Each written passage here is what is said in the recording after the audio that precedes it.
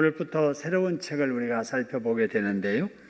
오늘 새로 우리가 시작하는 성경은 어느 책이죠? 아모스서입니다. 아모스서. 그래서 오늘부터 이제 아모스서 강해를 시작하게 됩니다.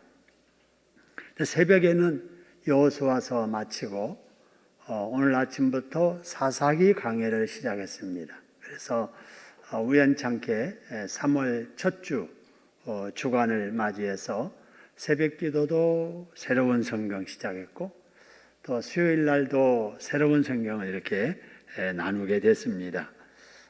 여러분, 성경을 이렇게 한 절 한 절 이렇게 매주 연속해서 이렇게 다룬다라고 하는 것은 굉장히 중요합니다. 만일에 본문을 여기저기 매주 필요한 대로 선택해서 설교를 듣는다고 하면 그런 설교 속에 평생 가도 한 번도 본문으로 택하지 않는 말씀들이 있거든요. 사실 설교를 하다 보면 설교하기가 쉬운 본문도 있는가 하면은 이 본문 가지고 어떻게 설교를 할까 아주 난해한 경우도 있습니다. 그래서 연속해서 강해하는 설교가 아니면 선택해서 이렇게 여기저기 설교하다 보면은 그런 난해한 부분은 설교를 잘 안 하게 되지요. 그래서 우리 교회는 이렇게 강해 설교를 연속으로 합니다. 그래서 주일날은 신약하면 수요일 날은 구약을 하고 다 이게 균형을 맞추기 위해서 그렇게 하는 거예요. 그래서 만일에 수요일 날 신약을 하면 주일 날은 또 구약을 하고 이렇게 성경은 균형 있게 들어야 되고 또 빠지지 않고 차례차례 듣는 게 중요합니다.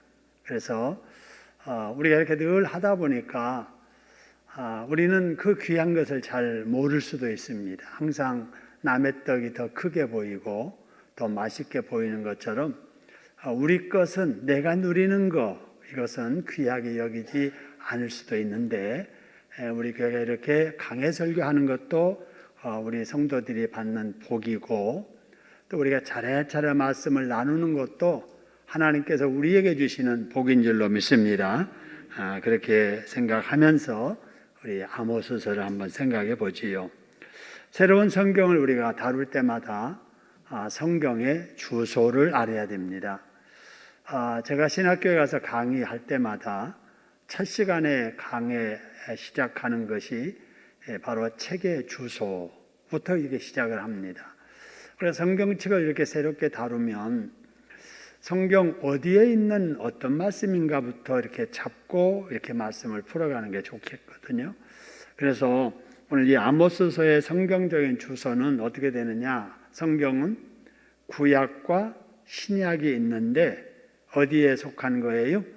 구약에 속한다. 이렇게 아모스서는 이제 신약은 아니고 구약이구나. 그러면 이제 구약에 보면은 여러 책이 있습니다. 여러 책이 있는데 시가서도 있고 또 서신서도 있고 복음서도 있고 그러잖아요.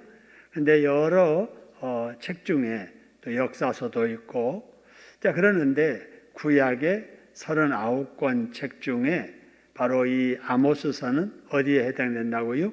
선지서에 해당이 된다. 선지서 중에서도 대선지서, 소선지서가 있는데 아모스서는 어디에 해당된다고요? 소선지서에 해당된다. 근데 그 소선지서는 12권으로 되어 있는데 그 중에 몇 번째 책이라고요? 네 번째 책이다. 이렇게 보시면 됩니다. 그래서 오늘부터 살펴보게 될 아모스서는 신약에 있지 않고 구약에 있으며 구약 중에서도 선지서에 해당되고 선지서 중에서도 대선지서가 아니라 소선지서에 해당이 되고 소선지서 중에서도 12권의 소선지서 중에 몇 번째라고요? 네 번째다. 이렇게 이게 이제 성경적인 아모스의 주소입니다. 자, 여러분 그렇게 보고요. 그런데 이 아모스서는 우리가 성경을 이렇게 쭉 보니까 몇 장으로 되어 있냐면은 여러분 한번 성경 보실까요? 몇 장으로 되어 있죠? 쭉 보면은 몇 장이죠? 9장으로 되어 있어요. 9장.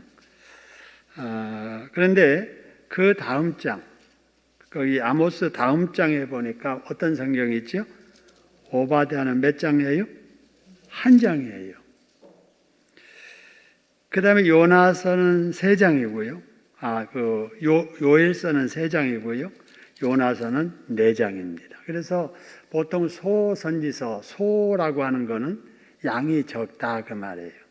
대선지서는 또 기록된 말씀이 좀 많다. 그래서 대와 소로 나누어집니다. 그래서 소선지서는 이렇게 다 짧은 말씀들이 모아져 있는데 비교적 그 중에서도 긴 말씀에 해당이 된다. 이렇게 이해를 하시면 됩니다. 여러분, 이것이 뭐 한 장으로 됐든 2장으로 됐든 바로 그 중요한 것은 다 누구의 말씀이라는 거예요? 하나님의 말씀이다. 우리가 잘 아는 시편 119편의 103절의 말씀처럼 여러분, 주의 말씀이 맛이 있는데요. 여러분, 주의 말씀 성경도 맛이 있습니다. 그 맛을 여기 시편의 기자는 어떻게 표현했는가 보세요. 주의 말씀의 맛이 내게 어찌 그리 뭐한지 보세요? 달다라는 게 달다. 여러분, 성경 읽으시면서 달게 느껴지시나요? 설교를 들으시면서 달게 느껴지시나요? 여러분, 이 맛을 알아야 돼요. 맛. 음식도 맛을 알고 먹으면 좋잖아요. 그냥 커피 같은 것도 후루룩 마시지 않고 입에 이렇게 담고 혀끝으로 느끼는 맛을 느끼면서 또 코에 이렇게 느끼는 그 맛을 느끼면서 그렇게 마시는 게 좋은 거잖아요. 그냥 숭늉 마시듯이 후루룩 마시면 안 되잖아요. 맛을 알고 먹어야 됩니다. 주의 말씀도 맛이 있다. 근데 그것이 단데 어느 정도로 다는가 보세요. 내 입에 어떻다고 그랬어요? 꿀보다 더 달다 그랬습니다. 여러분, 하나님의 말씀을 읽을 때마다 들을 때마다 정말 내 입에 꿀처럼 달게 느껴지는 여러분 그런 마음이 있어야 될 줄로 믿습니다.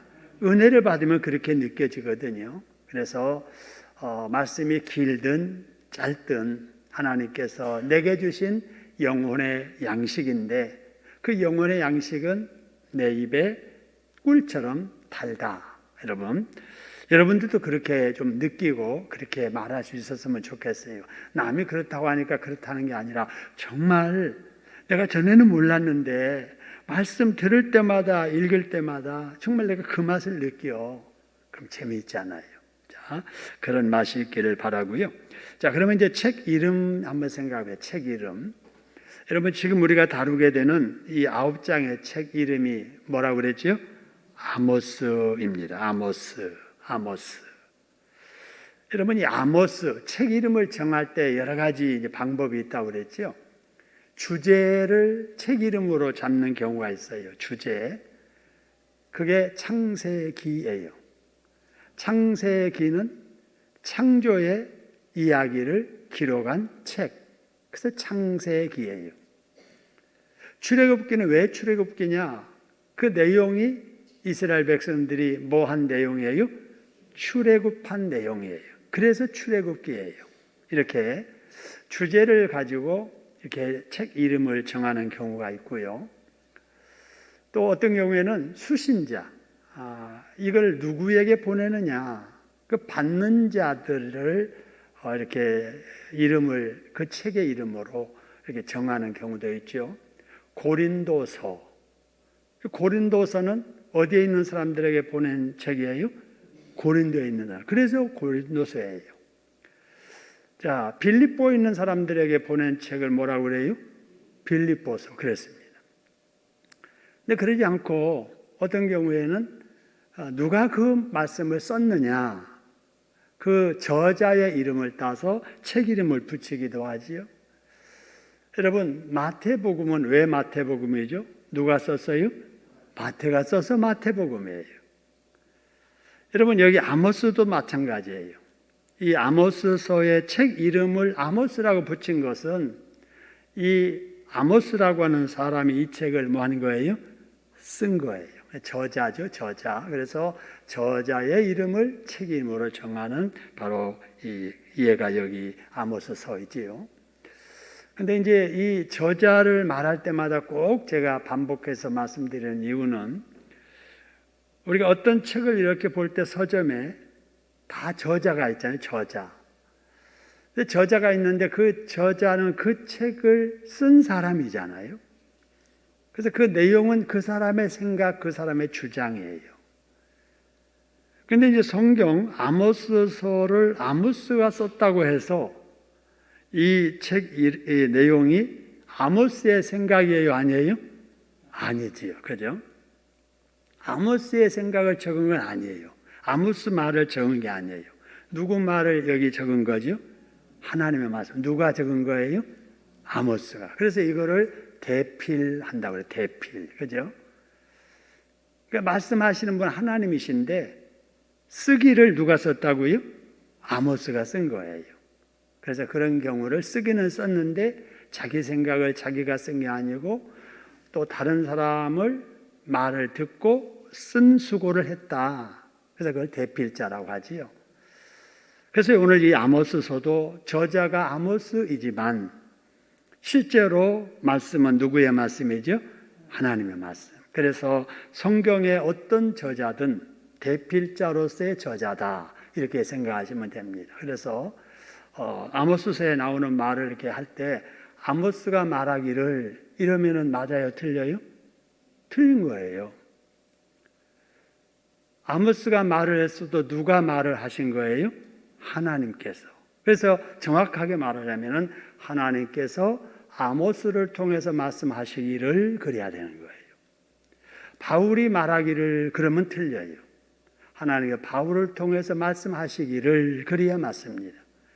근데 이런 생각을 가지고 바울이 말하기를 해도 뭐 맞기는 맞는데 그런 생각 없이 바울이 말하기를 이렇게 하면은 마치 바울의 말을 우리가 듣고 있는 것처럼 느껴지잖아요. 우리가 바울의 말을 그렇게 생명의 말씀으로 들을 필요는 없지요. 참고는 할지언정. 그런데 바울이 쓴 말씀을 하나님의 말씀으로 받는 이유는 바로 그는 대필자고 말씀하시는 분은 하나님이기 때문에 그렇지요. 그래서 오늘 여기 저자는 아모스다 이렇게 먼저 생각을 하고요. 자, 그러면은 아모스라고 하는 이 사람 그 이름의 뜻이 뭘까? 여러분 히브리어도 다 뜻 글자거든요. 뜻. 우리말 한글도 뜻 글자잖아요. 뜻. 우리 이름이 다 있잖아요. 이름이 다 있으면 그 이름에 다 뜻이 있는 거예요. 그럼 이 아모스라고 하는 이 뜻은 뭐냐면요. 히브리어로 아마스라는 말에서 아모스가 나왔는데요. 이 아마스라고 하는 말은 짐이라는 거예요. 짐. 짐지지잖아요. 짐. 짐을 지는 사람을 아모스라고 합니다. 그런데 여기서 누구의 짐인가? 아마 이제 부모가 생각하기를 너는 앞으로 커서 남들에게 좀 봉사하면서 살아라. 그런 인물 되어라. 그래서 짐지는 사람 아모스라고 이름을 붙여줬을 것 같아요. 노예로 남 밑에서 그냥 짐꾼이나 하라고 한 게 아니고 능력 있는 훌륭한 사람 되어서 이 사회에 짐을 지고 봉사하면서 살아라. 그래서 아마 그 이름을 붙여주지 않았을까 이렇게 생각이 됩니다. 근데 오늘 여기 이제 본문으로 한번 돌아가서 보세요. 여기 보니까 먼저 자, 이 아모스를 소개하면서 오늘 1절 마지막에 이런 말씀이 있죠. 여보람 시대 지진 전 2년에 드고아의 목자 중 누가 그랬어요? 아모스가 그럽니다. 여러분, 이 성경의 저자를 또 어떤 다른 인물들을 소개할 때 보면은요, 반드시 그 앞에 누가 나오냐면은요, 아버지가 나와요. 그래서 누구의 아들, 아니면은 할아버지도 나와요. 누구의 손자, 뭐 이렇게 하든지. 그래서 자기의 아버지든 할아버지든 반드시 그 말이 나오고 그 사람 이름이 나오거든요. 요나의 경우를 보세요. 우리 같은 비슷한 그 소선지서에서 보면은 요나를 소개할 때도 뭐라고 소개하는가 보세요. 2번 뭐라고 그랬어요? 아미떼의 아들 요나 그랬잖아요. 호세아도 소개하면서 뭐라고 그랬어요? 부에리의 아들 호세아 그랬잖아요. 근데 아모스 소개할 때는 1번 아버지가 나와요, 안 나와요? 안 나옵니다. 그냥 드구아라고 하는 것은 지역이에요. 우리나라로 말하면 저 강원도의 목자 중 아모스는 이런 식으로 이렇게 말하는 거예요. 그러니까 집안 내력이 없는 거예요. 할아버지도 없고 아버지도 없어요. 어머니도 없습니다. 그냥 아모스 하나 딱 나옵니다. 왜 다른 사람들은 다 아버지 이름, 할아버지 이름 나오는데 이 아모스는 그 이름이 안 나올까? 아마 그것은 아버지가 일찍 죽어서 안 계시거나 아니면은 별로 알려지지 않는 인물이었거나 신분이 높지 않았겠지요. 그러니까 요새 말로 말하면은 그냥 별 볼 일 없는 집안의 아들이었다 그 말이죠. 집안도 뭐 내세워서 소개할 게 없고 그의 뭐 할아버지 아버지도 뭐 사회적으로 뭐 이렇게 두고 뭐 하는 사람이었다라고 이렇게 말할 수 없는 그냥 서민, 비천한 별 볼 일 없는 서민의 가정에서 태어난 그냥 짐승 키우는 사람이었다. 뭐 이런 식으로 지금 소개하고 있는 거예요. 그래서 직업을 여기서 소개하는데 다시 1절 말씀 보니까 거기 보니까 드고아의 1절에 보니까 드고아 목자 중 아모스가 그랬잖아요. 드고아의 뭐였다고요? 목자였다. 목자. 여러분 드고아라고 하는 것은 남 왕국의 예루살렘에서 남쪽으로 뭐 별로 떨어지지 않았죠. 한 19km 정도 되니까 거기에 높은 산악지대의 그 지역 이름인데요. 여기는 이제 목초지가 조금 있다고 그래요. 그래서 풀이 있으니까 짐승을 먹여서 이렇게 사는 목동들이 많이 이렇게 살았던 그런 시골 산중의 그 양목자 또 이렇게 짐승을 키우는 별 볼 일 없는 서민 중에 한 사람이었다라고 하는 것입니다. 자, 오늘 1장이 아닌 그 7장에 가서 이제 자기가 자기를 소개하는 이런 내용이 나오는데요. 14절, 15절에 보면 이렇게 말합니다. 아마사에게 자기를 소개하는 이야기인데요.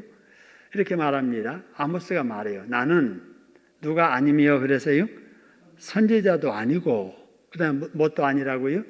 선지자의 아들도 아니다. 그 다음에 이제 중요한 말이에요. 나는 뭐요? 그랬어요? 목자요. 그 다음에 뭐라고 그랬어요?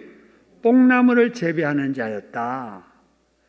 그러니까 짐승도 키우고 뽕나무도 이렇게 가꾸는 그러한 농부 겸 목동이었다라고 하는 것입니다.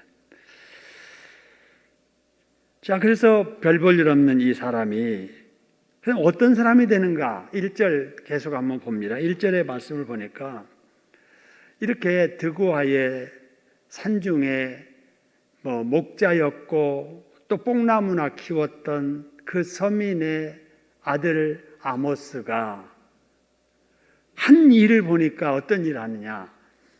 어디에 대하여 이상으로 받은 말씀이라고 그래서요? 이스라엘에 대하여. 자, 여기 보니까 이스라엘에 대하여 받은 말씀, 뭐로 받았다는 거예요? 이상으로 받는 거예요. 영혼이 끼어 있는 거예요. 누구에게 받았냐? 하나님께 받는 거예요. 자, 하나님께 이스라엘에 대해서 장차 되어질 일에 대해서 이상으로 환상으로 보고 그것을 보고 들은 것을 이스라엘 사람들에게 전하는 사람이 되었다라고 하는 겁니다. 굉장하지 않아요? 별들 볼 일 없었던 아모스가 하는 일은 하나님과 영적으로 소통하는 사람이라는 거죠. 하나님의 말씀을 이스라엘 사람들을 대신해서 듣는 사람, 환상으로 보는 사람. 그래서 보고 들은 것을 이스라엘 백성들에게 하나님을 대신해서 전하는 이러한 전달자, 선지자, 또 메신저였다라고 하는 사실입니다. 여러분, 이걸 보면 우리 하나님께서는 사람을 이렇게 부르셔서 사용하실 때 특별한 대단한 사람들만 부르는 것이 아니더라라고 하는 것입니다. 그렇죠? 본래부터 뼈대 있는 가문에 또 벼슬 하는 어떤 특별한 사람, 이런 사람 중에서 특별한 사람을 들어서 쓰시는 게 아니다는 거지. 여러분, 하나님이나 예수님이나 사람을 들어서 쓰시는 방법을 보면은 다양한 사람들을 들어 쓰십니다. 여러분, 베드로를 이제 시작으로 해서 12명의 그 제자들을 다 부르시잖아요. 여러 사람들이 많이 있지요. 지식인도 있고, 세리도 있고, 어부도 있고. 여러분, 베드로는 어부였잖아요. 여러분, 어부 하면은 지금은 별로 이렇게 직업 가지고 따지는 세상이 아닌데, 여러분, 우리 시대만 해도, 조선 시대만 해도 직업의 차이, 그걸 두고 사람까지 이렇게 차별하는 때가 있었잖아요. 좀 공부나 꽤나 했다는 사람들, 돈 꽤나 있다는 사람들은 그런 일들을 안 했잖아요. 근데 베드로는 어부였습니다. 그냥 바닷가에서 태어나서 학교도 안 다니고, 그냥 그물이나 깁고, 또 좀 일할 정도 되면은 배 타는 기술 익혀가지고 그물 내리고, 고기 잡아 올리고 손질하고 그거 팔고 구워 먹고 이러던 사람이란 말이에요. 근데 바로 예수님께서 그를 제자로 부르셔서 수제자로 삼아서 하나님의 일을 하게 하셨지요. 여러분, 마태를 부르실 때도 마찬가지예요. 그 시대에 가장 미움을 받았던 사람이 바로 세리였거든요. 여러분, 세무서 공무원 얼마나 여러분 돈 잘 벌고 좋습니까? 그런데 평화의 시대의 세무서 직원하고 식민지 통치 시대의 순사나 세무서 직원하고는 다르잖아요. 그렇죠? 여러분, 일제시대의 세무공무원, 일제시대의 순사, 지금의 경찰과 여러분 이 세무서 직원하고는 다르지요. 개념이 다릅니다. 일본의 앞잡이, 또 자국민의 피를 빨아먹는 스타라는 사람, 이런 식으로 매도됐던 이런 시대에, 그래서 이스라엘 사람들, 유대인들이 그런 세리들 상종도 안 했거든요. 그랬던 마태를 예수님은 부르셔서 제자로 삼으십니다. 하나님께서 모세를 이스라엘 지도자로 부르시는데 바로 왕궁의 왕자였습니다. 랍비의 후보생이었던 바울을 이방인의 사도로 주님이 또 부르십니다. 무명의 목수 요셉을 하나님이신 예수님의 육신의 아버지로 부르셔서 예수님 어렸을 적에 양육의 책임을 맡기시지요. 여러분, 이처럼 우리 하나님께서는 어떤 가문을 차별하지 아니하시고 어떤 태생, 어떤 사람을 여러분 차별하지 않는다 그 말입니다. 요새 말로 말하면은 흙수저, 금수저 따지지 않는다라고 하는 겁니다. 어떤 환경에서 어떻게 태어났든지 간에 개의치 아니하시고 하나님의 은혜를 베푸셔서 하나님의 일을 맡겨서 일하게 하신다는 사실입니다. 할렐루야. 여러분, 이 자리에 계신 여러분들, 대단한 가문의 특별한 사람들 안 계시잖아요. 저부터가 시골 깡촌에 무식한 가정에 가난한 집에 태어나서 우리 같은 동네 친구들 지금도 거기서 살고 있는 사람들이 있어요. 그 당시 우리 어른들, 시골의 어른들, 백리 밖을 가보지 못한 사람들이 거의 대부분이었습니다. 그 동네에서 태어나서 그 동네에서 땅이나 파먹고 그냥 겨우 읍내장이나 왔다 갔다 하고 결혼식을 해도 이웃 동네에 가까운 지역에서 사돈 맺고 살면서 그렇게 살았던 사람들이잖아요. 그 중에 한 사람이 저입니다. 여러분, 그런데도 하나님께서 차별하지 아니하시고 이 시대에 하나님의 자녀 삼으시고 서울 특별시 여러분 이 좋은 예배당 안에서 하나님을 찬양하고 예배할 수 있도록 하신 큰 복 여러분 감사하시기를 소원합니다. 차별하지 아니하신 하나님의 은혜에 대해서 감사하는 저 여러분 될 수 있기를 소원합니다. 여러분, 아모스는 그럼 어떤 성품의 사람이었을까? 여러분, 이제 앞으로 아모스서를 쭉 보면서 우리가 알겠습니다만은 아모스는 대단히 성실한 사람이었습니다. 매사에 충실한 사람, 성실한 사람이었습니다. 하나님께서는 비천한 환경에서 태어났어도 이렇게 좀 뭔가 이렇게 갖추어진 성품의 사람을 귀하게 쓰시는 것 같아요. 그죠? 그래서 참, 신앙생활도 하다 보면 그렇습니다. 본바탕이 선하고 착한 사람들이 믿음 들어가면은 더 잘하지. 그 마음에 좀 이렇게 올곧지 못한 사람들, 그런 사람들 이렇게 아무리 다듬고 그래도 그 본색이 어디 안 가더라고요. 그래서 저는 가끔 이런 생각 해봅니다. 양반이 따로 있다. 정말 양반이 따로 있는 것 같아요. 그 사람의 됨됨이, 성품, 이걸 보면은, 저게 양반이다. 이렇게 느껴지고요. 그렇지 않을 때는 좀 거기에 갸우뚱해질 수도 있지요. 어쨌든 아모스는 사명감을 굽히지 않고 어떤 위협에도 자기 사명 끝까지 지키고 특별히 하나님의 나라 자기 동족에 대한 사랑이 깊었던 사람이었습니다. 그런데 그 비슷한 시기에 요나라고 한 사람은 같은 하나님의 말씀을 대필한 사람이었음에도 불구하고 이 아모스하고는 영 다릅니다. 우리가 이제 나중에 요나서도 보겠습니다만 그리고 또 지금 알고 있는 대로 하나님께서 요나도 부르시잖아요. 그래서 아수리의 그 당시 수도가 너무나도 죄가 가득하니까 너 니느웨로 가거라. 가서 좀 그 죽은 영혼들 회개하라고 좀 외쳐라.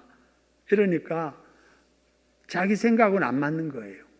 오늘날로 말하면 여러분, 하나님께 여러분에게 일본에 가서 그 일본의 영혼들 불쌍하니까 회개하라고 외쳐서 일본 선을 회개하고 돌아오도록 하라 하면은 하나님, 저는 아프리카는 가도 일본한테는 안 갈랍니다. 일본은 그냥 폭삭 망해야 됩니다. 여러분 이런 생각이 민족적으로 감정이 있을 수 있잖아요. 여러분 김정은에게 가서 전도하라면 하겠어요? 아이고 하나님, 그놈은 죽어야 됩니다. 집안 다 폭삭 망해야 됩니다. 이렇게 자기 기준으로 판단하면서 하나님의 요구까지라도 거절하는 사람이 바로 요나였지요. 그런데 본성이 그랬어도 하나님께서는 요나를 끝까지 사용하십니다. 어떻게 사용하시느냐? 말 안 들으니까 바닷속에 던져서라도, 그죠? 큰 물고기 뱃속에 들어가게 해서라도 깨우쳐가지고 사람 되게 해서 하나님의 뜻을 하도록 해주시더라 그 말입니다. 여러분, 저도 요나 같은 성격이 있었고요. 여러분들도 아마 그런 것들이 있을 거예요. 요나처럼 하나님 말씀 듣지 않고 계속 이리 빼고 저리 빼고 핑계하고, 여러분 이랬던 우리가 처음부터 말 잘 듣고 성실하고 착해서가 아니라 그래도 하나님께서는 모난 부분 다듬어 주시고 부족한 부분 채워 주시고 또 훈련시키셔서 오늘 이 자리에 앉게 하신 줄로 믿으시기를 소원합니다. 참 우리는 늘 그래서 감사해야 돼요. 하나님 감사합니다. 나 같은 게 뭐라고 버리지 아니하시고 예수 믿게 하시고 나 같은 게 뭐라고 이 밤에도 이렇게 수요일 날 나와서 이 자리에 있게 하십니까? 여러분 이게 복인 줄로 믿습니다. 이게 복이에요. 하나님을 사모하는 마음, 찬양하고자 하는 그런 마음, 그 마음 가진 그 자체가 복인 거예요. 무슨 떼돈이 있어서가 복이 아니라 하나님을 믿는 그 자체, 하나님 앞에 예배드리는 것을 소중하게 생각하는 그 자체, 이것이 하나님께 받은 큰 축복이다라고 하는 사실입니다. 여러분, 이 시대에도 하나님께서는 아모스를 부르시듯 요나를 부르시듯 우리를 순간순간에 부르십니다. 그럴 때마다 요나처럼 자기 기준을 가지고 하나님의 부름을 거역하고 핑계하고 그러면 안 되겠지요. 불러주심에 대해서 감사하고 아멘 하고 순종하면서 부족하지만은 하나님 나보다 나를 더 잘하셔서 그럼에도 부르셨다면 순종하겠습니다. 이런 자세를 가져야 될 줄로 믿습니다. 그러면 하나님께서 다듬으십니다. 부족한 거 채우신다고요. 그래서 여러분 그 부르심이 여러 가지로 부르십니다. 어느 날 갑자기 하나님께서 그냥 큰 소리로 너 이거 해라가 아니고 구역장을 통해서 신방 가실까요, 권사님? 전사님이 집사님 교회 일 있는데 좀 나와서 도와주셨으면 좋겠어요. 주일학교 교사 좀 해주시겠습니까? 우리 교회 주일학교 교사가 필요합니다. 찬양대 좀 하셨으면 좋겠습니다. 여러분 할만해서 부탁하는 거거든요. 여러분 교회 안에서 이런 부탁이 있을 때마다 사람의 부탁이라고 생각하고 나만 생각해서 거절하면 안 되고 하나님께서 나보다 나를 더 잘 아시는데도 불구하고 나를 이렇게 부르실 때는 바로 이 일을 하나님께서 원하시는구나 생각하고 여러분 아멘 해야 될 줄로 믿습니다. 여러분 제가 경험해 보니까 하나님은 절대 일만 맡기지 아니하세요. 일을 맡기실 때는 순종만 하면 감당할 능력, 환경 하나님께서 허락해 주실 줄로 믿습니다. 그렇습니다. 그래서 우리는 하나님이 부르실 때 아멘 해야 되겠다 하는 거고요. 자, 그러면 이 아모스는 어느 시대에 이 일을 했을까? 1절 다시 봅니다. 1절 보니까 언제 그랬어요? 유다 왕 우시야의 시대 그랬습니다. 그 다음에 이제 그 다음 말이 중요합니다. 곧 그러면서 어디를 말하는 거예요? 이스라엘 왕 요아스의 아들 여호보람의 시대. 지진이 있기 2년 전에 이렇게 말합니다. 아마 그 시대에 그냥 지진 하면은 뭐 몇 년도가 딱 기억할 만큼 큰 지진이 있던 것 같습니다. 여기서는 유의해야 될 것은 여러분 이 이스라엘 소개할 때는 항상 남쪽 왕을 소개할 때도 북쪽 왕을 소개해요. 북쪽 왕을 소개할 때도 남쪽 왕을 동시에 이렇게 소개합니다. 왜 이렇게 하냐면 지금 이스라엘이 나눠진 거예요. 나눠졌어요. 우리 대한민국이 북한과 남한으로 나눠지듯이 이스라엘이 본래는 한 나라였는데 남과 북으로 이스라엘이 나눠지게 된 거예요. 하지만 하나님께서는 언제나 누구를 소개할 때도 그 시대에 북쪽의 왕은 누구였고 남쪽의 왕은 누구였던 시대에 이렇게 말합니다.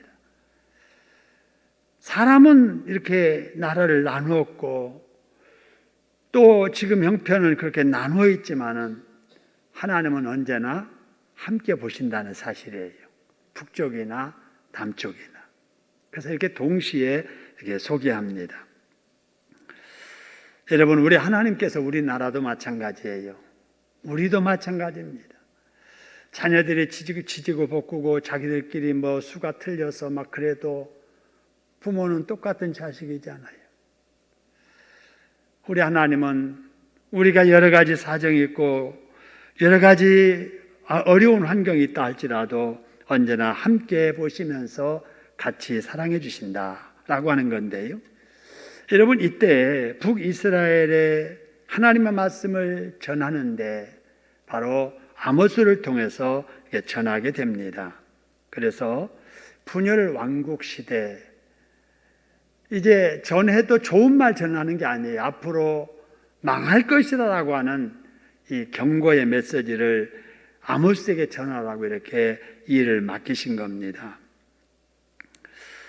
여러분, 이 어려운 때에 남들이 다 싫어하는, 여러분 같은 말이라도 잘 될 겁니다, 곧 낫게 될 겁니다, 좋은 일이 있게 될 겁니다, 복 받을 겁니다, 이런 말 하기는 좋잖아요. 근데 그렇게 살면 안 됩니다, 그렇게 하면 안 됩니다, 그렇게 하다가는 망합니다, 그거 빨리 고쳐야 됩니다. 여러분, 이런 말을 하기가 쉽지 않잖아요. 근데 하나님께서는 아모스에게 이 일을 이때 맡기신 거예요. 근데 우리가 이렇게 지금 보면은, 여러분, 이 아모스가 태어났을 때 하나님께서는 아마 그 아버지 어머니를 통해서 아들 이름 지을 때부터 바로 이 아들을 통해서 앞으로 장차 어떤 일을 할 것인가를 계획하고 계시고 그 일을 시작하셨다는 것을 알 수 있습니다. 여러분, 아까 서두에 말씀드렸죠? 아모스의 이름의 뜻이 뭐라고 그랬어요? 짐이라고 해요. 짐. 그죠? 짐. 그래서 이 분열 왕국 시대에 하나님께서 전해야 될 말씀을 누구에게 맡겨서 전할까? 이 짐을 누구에게 지울까? 그 계획하셨다가 바로 아모스에게 이 뜻을 이루도록 예정하셔서 이름을 그렇게 짓게 하시고, 때가 되니까 목동이었지만은 뽕나무 키우는 농부였지만은 그 비천한 자를 불러 세우셔서 역사의 한 토막 하나님의 일을 하도록 하시더라는 사실입니다. 여러분, 지금까지 되어지는 일들 우리 중에 우연한 일은 없습니다. 하나님이 다 우리에게 선한 계획을 가지시고 그 계획을 지금 하나하나 이루어 가시는 줄로 믿습니다. 여러분, 지금까지 하나님의 섭리대로 여기까지 우리가 온 거예요. 앞으로도 하나님의 그 뜻하신 바대로 우리는 인생을 살아가게 될 줄로 믿습니다. 근데 그 일들을 이루어 가시는 분은 선하신 하나님이라는 거예요. 하나님은 선하시기 때문에 우리에게 절대로 악하고 잘못된 계획을 가지고 그 길로 우리를 이끌어 가지 않습니다. 여러분, 모든 것이 합력하여 선한 결과 나타나도록 역사해 주실 줄로 믿습니다. 그래서 지금까지도 그랬지만 앞으로도 여러분, 어떤 일이 있어도 우리 하나님은 나와 함께 하시고 나를 통해서 이루고자 하실 멋진 일들이 있다는 사실을 기억하면서, 여러분, 혹시라도 여러분 어떤 부담되는 일이 있다 할지라도 그것을 거룩한 부담으로 알고 여러분 순종하면 여러분 나를 통해서 하나님께서 귀한 역사 이루실 줄로 믿으시기를 소원합니다. 여러분, 아모스가 그 시대에 짐이 되지만 하나님의 말씀 전하는 바로 선지자로 활동했던 것처럼 우리도 이 시대에 여러분 아모스처럼 하나님의 말씀을 전하는 사역자들이 되어야 될 줄로 믿습니다. 전도하는 것이 짐이 된다 할지라도 여러분 그 일에 우리가 순종하는 것이 우리 하나님을 기쁘게 드리는 일이다, 이렇게 생각이 됩니다. 여러분, 우리 모두 전도하는 사람, 전도자로 살아갈 수 있기를 소원합니다. 자, 그러면 이제 아모스에서의 내용을 한번 볼까요? 내용을 보면은 9장까지 있다고 먼저 말씀을 드렸는데, 전체적으로 보면은 1부, 2부, 3부, 4부로 나눠집니다. 전체적으로 볼 때 1부는 1장과 2장인데 이스라엘과 주변 나라에 대한 심판이 있을 것을 미리 말씀하시는 거예요. 예언하는 거지요.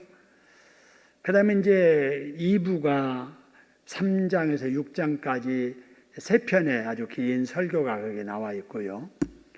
그 다음에 3부가 환상이 나오는데 5대 환상이 나옵니다. 그래서 황충, 이게 이제 메뚜기 재앙입니다. 자, 그 다음에 불, 그 다음에 다림줄, 그 다음에 여름실과 그 다음에 성전 파괴된다는 이러한 그 5가지 환상이 이제 나오게 될 거고요. 그 다음에 이제 마지막 이제 4부로 9장의 12절부터 15절까지가 이제 선민 이스라엘에 대한 축복 5가지가 약속이 되는 말씀입니다. 자, 이런 내용들이 이렇게 쭉 이제 아모스 전체로 이렇게 이루어지게 됩니다. 여러분, 이걸 가만히 보시면서 우리가 뭘 여기서 깨달아야 되냐면은, 하나님께서는 이스라엘의 하나님만 아니고 그 이스라엘 주변의 나라의 하나님도 되신다는 거지요. 그래서 열방의 하나님이시다. 여러분, 하나님은 우리나라의 하나님만 아니에요. 북한의 하나님, 일본의 하나님, 중국의 하나님, 미국의 하나님, 아프리카 하나님, 이 전 세계를 통치하시는 여러분 하나님이신 줄로 믿습니다.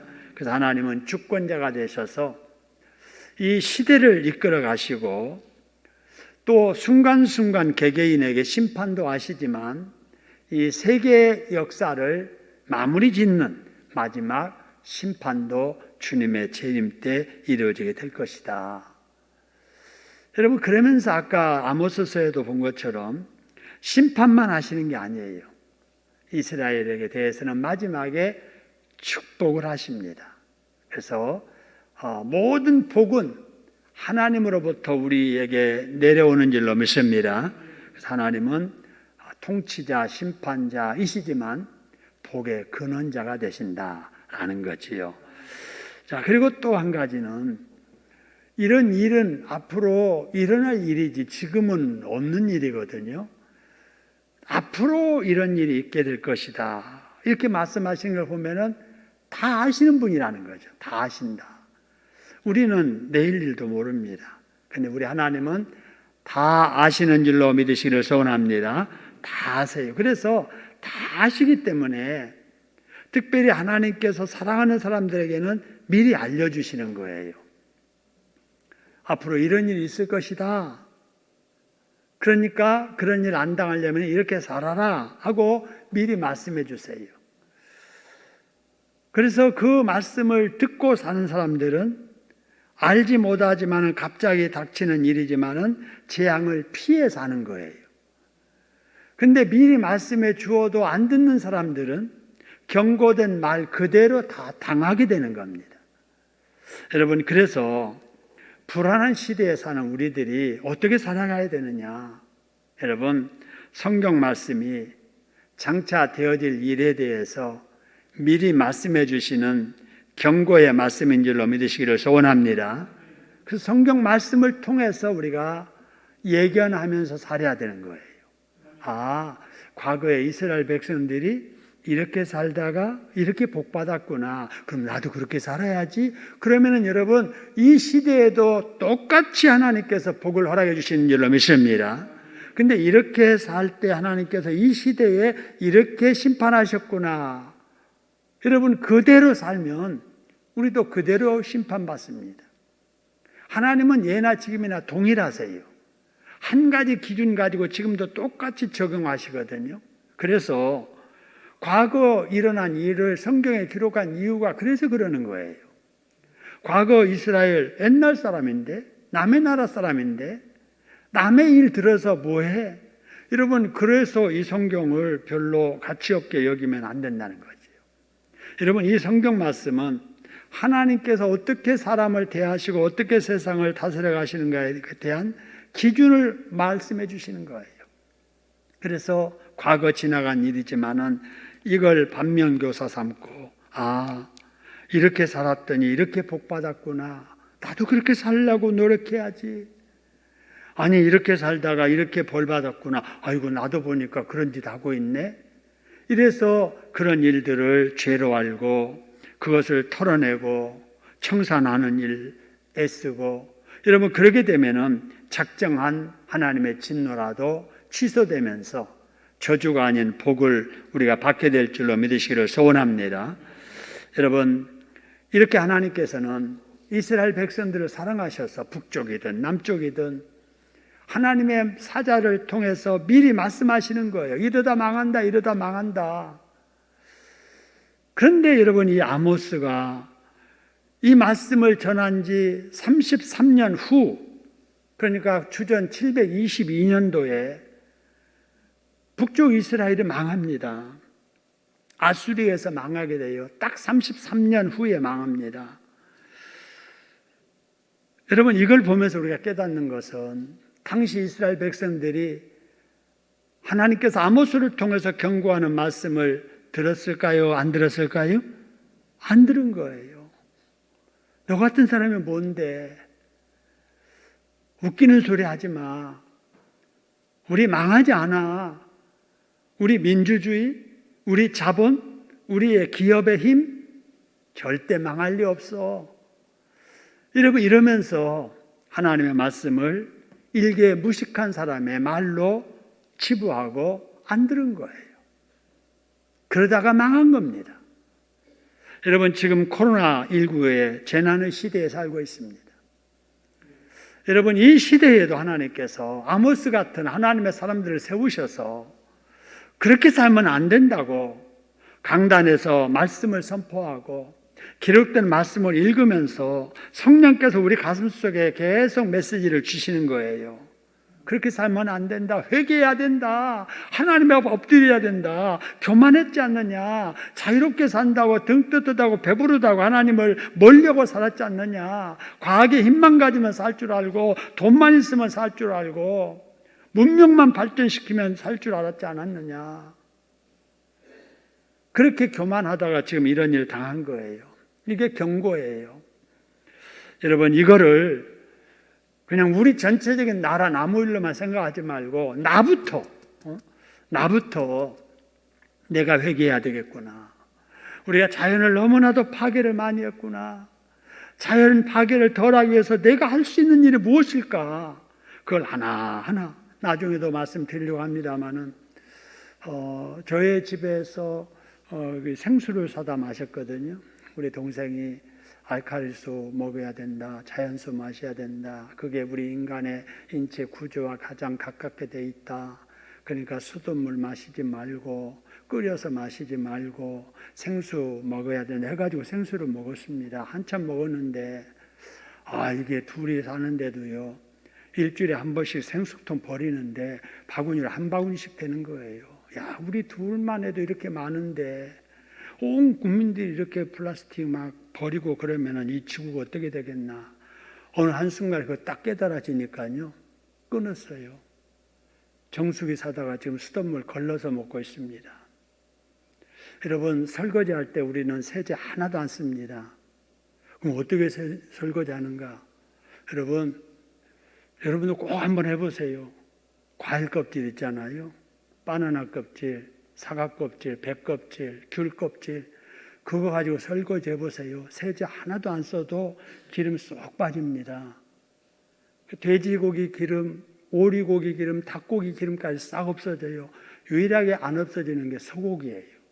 그래서 소고기는 될 수 있는 대로 안 먹어야 되겠다는 생각을 합니다. 먹어도 살코기로만 이렇게 좀 골라서 먹고 그래야 되겠다고 생각하고요.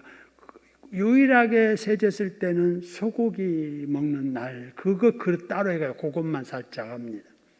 저는 머리 샴푸 전혀 안 씁니다. 제 머리 좋지요? 여러분 30년 40년 됐습니다. 샴푸 전혀 안 씁니다. 그냥 세수빈으로 합니다. 그래도 전혀 지장이 없어요. 근데 여섯 사람들은 아무 생각 없이 휴지도 그냥 티슈 탁탁탁탁 뽑아가지고 한 번 뽑으면 3개, 4개씩 봐서 쑥 닦고 버려버리고. 저는 여러분 티슈 하나 가지고 쓰다가 꼭 호주머니에 넣고 가서 집에서도 여러 번 쓰고 접어서 쓰고 화장실에서도 2칸 이상 안 쓰고 큰 거 할 때는 3칸, 작은 거 할 때는 2칸. 대한 사람 그렇게 해서 대단하겠어? 아니에요. 저는 사무실에서도 메모 쪽지 하나도 쓰레기통에다가 종이 안 버립니다. 종이 따로 해서 분리수거 정확하게 합니다. 여러분, 이런 작은 일에서부터 우리가 실천하면 좋겠어요. 비닐을 적게 쓰기 위해서 시장 바구니 가지고 다니고, 샴푸 좀 세제 적게 쓰고, 설거지할 때도 좀 과일 껍질로 좀 이렇게 설거지 해보시고, 플라스틱 가능하면 줄이고. 여러분, 이런 깨달음이 이런 시대에 좀 있어서 국가적으로 이렇게 해야 돼가 아니라 누가 하든지 말든지 나 한 사람이라도 한 사람 한 사람 그런 분위기가 이렇게 확산되다 보면 그게 얼마나 대단한 결과는 안 나올지라도 하나님께서 주신 이 지구, 우리 후손들에게 물려줘야 되는데 우리가 살다가 지나간 흔적 조금 덜 오염시켜서 후대에게 물려주는 것이 하나님을 믿는 자로서의 도리가 아닐까 이런 생각을 합니다. 여러분 조금 곁나갔는데 오늘 여기까지만 하죠. 2절을 하려고 했는데 2절은 못하겠습니다. 그래서 2절은 다음 시간에 하도록 하고요. 오늘부터 이제 아모스서 이렇게 새롭게 시작을 했습니다. 여러분 수요일 날마다 시간 이 말씀 같이 나누게 될 겁니다. 여러분 주일날 오후에도 오후 예배 지금 안 드리고 있죠. 오후에 시작하면은 또 그때 하겠고요. 수요일 날마다 이렇게 나오셔서 아모스서를 통해서 은혜 받으시고 은혜 받은 대로 실천하며 살아서 우리 하나님께 영광 돌리는 저와 여러분 되기를 주님의 이름으로 축원합니다.